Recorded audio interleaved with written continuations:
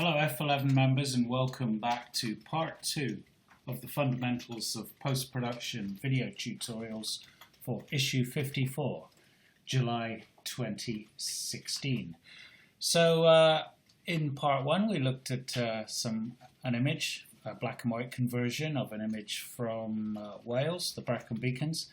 What I'd like to do with you now is to take you to Brescia in northern Italy, to an evening shoot that I did a couple of weeks ago there, and just show you a few pictures actually this time, which have just a few little points, a few new developments in Lightroom that you may or may not be aware. Okay, so the first one I want to have a look at is this picture here, just a quirky little shot of some guy looking out of a window in one of the old alleyways there in that beautiful old town of Brescia. Like all Italian towns, it's got these piazzas and dumos and alleyways, and had a great evening shoot there, all working handheld with the 1DX Mark II. And the picture you see in front of you is the finished image, but what I'd like to do is just show you where I started.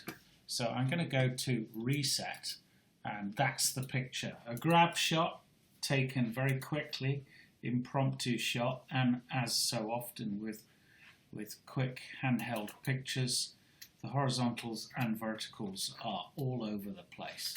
Now I have a display in my viewfinder of the 1DX Mark II that helps me get my camera level, which is a great help, but still, when you're working quickly and trying to capture the decisive moment, inevitably things aren't always as precise as possible.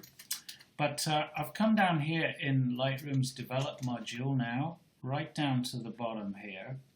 I'm going to start with this, and you can see here we've got this in the Transform panel there. We have all these options for correcting the image. Uprights and verticals. There's a new feature though called Auto, which balances the level, aspect ratio and perspective corrections. So I'm going to try it out on this image, which as you can see is not level, and I also have converging verticals. Just by hitting Auto, just like that, it's corrected it. Now that is really, I think, quite useful and really quite impressive. It's not a fail-safe adjustment or correction, but in this case it's worked well and saved me time. So I'm well pleased with that, and I think that's great. Really, really useful. Now, as always, I come back and I look at the image, its tonal qualities, and of course I'm clipping some highlights there. They're easily dealt with, and the bright piazza beyond. I pull back my highlights to about -30-ish. There, that's about right. I also want to have a little bit more detail here in my shadows underneath the arch, and also in the window behind my bemused subject there looking at me. So I'm going to boost my shadows by +41 just to bring out that detail there underneath the arches. That's great. As I'm just going to add a touch of vibrance, and as always sharpen the picture using Lightroom's preset, and that's it. Picture done and dusted. Well pleased with that, and just illustrating how post-production needn't be this lengthy, arduous task. That has been done in real time in what, 30 seconds or so. So, interesting stuff. Let's move on now to another picture here. So I'm going to take you back into library mode, and let's come down to, I want a picture shot in the piazza there. It was Republic Day in Italy, that Sunday or Monday afternoon, I can't remember, Monday bank holiday I think it was. And there was a real atmosphere in the town actually, really. All of the locals were out walking around and sitting in cafes and the like. And I've got this picture here shot in the piazza there, typically Italian scene really. That's the picture that I've finished with. But again, I want to take you back to the starting point and just show you a few simple steps that I made to really bring out the best in this image. So it was shot with the 85mm lens, the same as before, and if I go back actually to my metadata information, excuse me, it's rather a busy news day here, if you look at the metadata information, I've shot that wide open at f1.2, focusing on these ladies sat having a drink at the cafe in the foreground with the rest of the background dropped pleasingly out of focus. I really like that feel that this 85mm lens gives me. So let's just go into develop module there and reset the picture, and that was my starting point. And as you can see, quite radically different. And what it's quite a high contrast scene, because in my foreground they are sat underneath umbrellas where the detail in the sky beyond is in bright sunlight. How am I going to balance these two conflicting brightness levels? Well, let's start by just looking at the image overall, and I can do what I can to bring the highlights back. And I'm going to pull it back just, until I get that detail coming through in the sky around about -60 something, 66 on the highlights. I'm also going to boost my shadows so that I bring up the level of the shadows there in my foreground, and I've come up to +57 there on my shadows. That's gone a long way to balancing the picture, but it's still not really where I want. Now, having boosted shadows and highlights, I actually want to fine-tune the brightness of the top and the bottom of the picture, and I'm going to do that using Lightroom's Grad Filter tool. So, click on that icon, hold down Shift so that my grad is absolutely level, and pull it down to until it's affecting just really the top of the umbrella there. Of course, I can now move it around to where I want it to be. And what I'm going to do is come back on my grad filter, on the exposure of the grad filter, until I get the kind of density, darkness in the sky that I want. And I'm going to make it a really soft grad here actually, but come quite a bit back, how far? Good point really. Probably that's a bit too much. Round about there, that looks to me pretty good for the sky. And now I click on Done, and I'm going to use a second grad. Here, hold down Shift and drag it in from the bottom. Just hit the grad tool again, hold down Shift, drag that in from the bottom. Of course, I can fine-tune my starting point there, where the grad operates. Quite a hard grad in this particular case, and in this particular instance I'm going to use that to boost my exposure. I'm going to go plus, or round about 50 I would say. Looks about right to me. And there, the use of two grad filters on the picture to balance exposure top and bottom. Of course, what's key is exposing so the information is all there in camera, but increasingly I'm finding with this kind of photography that I'm using filters less and less, and using these kind of techniques, filters over the lens that is, on the camera, less and less, and using this sort of post-production approach much more. Okay, and as always I'm just going to add a touch of vibrance here, and I'm going to sharpen the picture, and again a really quick job of post-production on that picture which has radically transformed the image. and brought out the best. There's the before and after. Okay, good. Let's just now move on to a third picture here, which I think is quite interesting.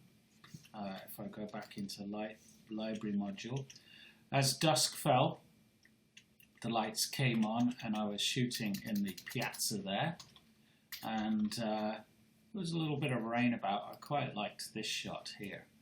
If I show you the end result, no, not quite the end result, but as far as I took it in Lightroom, that's the picture, is the Piazza della Loggia at dusk in Brescia. And I particularly like, as I have been doing a lot recently, you'll have seen the shoot in Paris last month, all working handheld, but using the high ISO capability of the 1DX Mark II to create these dusk pictures, utilizing people in the frames to lift the image, to give it more human interest. Let's just go back to where I started with this picture and again take you into the develop module here, and if I reset this picture, this is where I started. Now I made a fairly good job in this particular instance of getting the shot level, but the trouble is that because I've opted to choose a viewpoint looking up a little bit, I've got converging verticals. You can see those lampposts at the edge of the frame are leaning in. So how am I going to deal with that? Let's try again this transform option, and if I click on the auto option here, it's worked a treat, but you'll have seen that what it's done is actually to correct the image, I've lost image area. That's almost inevitable really, but the net effect of that is that this couple here in the left hand corner of the frame, which originally were basically right at the basically had a nice position within the frame there, have now, one of the subjects, I'm almost cutting her foot off. It's not good. I can't really go with that. So in this particular instance, I don't think the auto correction facility is the one for me. So I'm going to click on the vertical correction there now, and that still does the same. So clearly that's not working for me. What I'm going to do is do it manually. Come down here to transform and use vertical correction to correct my converging verticals. And coming in to looking at all the verticals in this shot, I'm going to use those lampposts near the edge of the frame really as my reference, and something like that works well, I think. But of course now you can see those white areas where I'm losing, where the image is being stretched in effect. What's happening when you do this is the image is being compressed at the bottom and stretched at the top. To counter that, I'm going to now just crop those white areas out. Okay, so I can come in and pull in my crop marks on the left and on the right, but I'm going to leave a little bit of white. How much?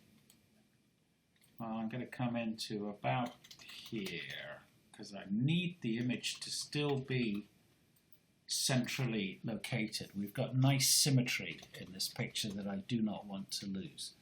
And come in on the bottom as well. And now that is, the crop is done, so I click on that. Okay, well now what I need to look at is, of course, as always, highlights and shadows. Let's go up here. And on night shoots, it's almost inevitable that highlights in the brightly lit areas will clip, but I can pull those back a little bit. Come back on my highlights until some of the reds in the brightest part of the image, those red, the bright lights is lost, and I'm going to boost my shadows a bit too. I don't want the image to look too flat, but nevertheless I think boosting the shadows by about +45 works well. come down here, and is my overall brightness of the image about right? I'm going to just make it just a touch brighter by using the tone curve there. And now aesthetically, I'm pretty pleased with that picture. I'm just going to use a really, really subtle grad on the sky. So I hold down the Shift key again and pull the grad in to where I want to start and finish. And I'm just going to use just the merest touch of a grad just to hold the picture in at the top there. And now that's done. Now what am I going to do with these white bits here? Well, that is really where Photoshop is far stronger than Lightroom is. So I'm going to use content-aware fill in Photoshop to take care of those bits. Before I do that though, I just want to put a touch of vibrance in the picture there, about plus 15-ish, and sharpen the image as well, of course. And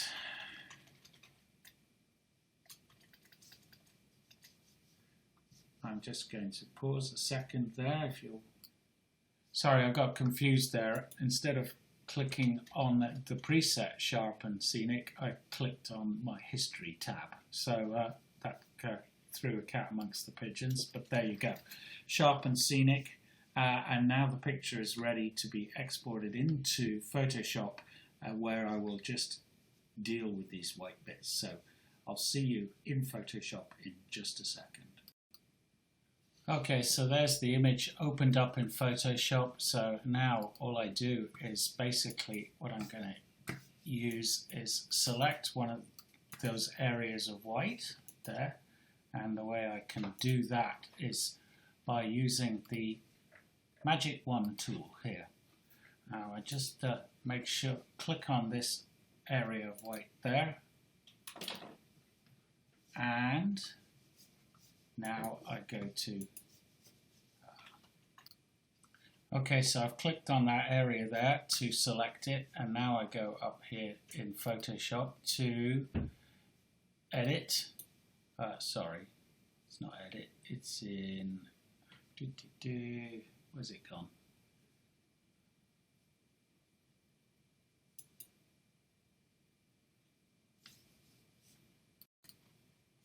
So I'm getting confused between Photoshop and Lightroom here. Easy to do. So I go up to Edit and Fill, and up comes this box. I make sure Content Aware is clicked on, and I just click on that. And it takes out those nasty areas there for me. Okay, go up here to Select, Deselect, and now do exactly the same here with the lower left-hand corner. Content Aware Fill is very useful for this sort of thing. Edit, Fill, Content Aware, click on that, deselect the area, and the picture is done. So I think that's worked quite well, and there have been quite a few interesting things in those 3 different pictures to look at. All done relatively quickly, all done very easily, but certainly those corrections of verticals is a very useful thing to be able to do, particularly when working handheld. Okay, that's it for this month. Do send us your suggestions for topics to be dealt with in future Fundamentals of Post-Production video tutorials. We hope to hear from you.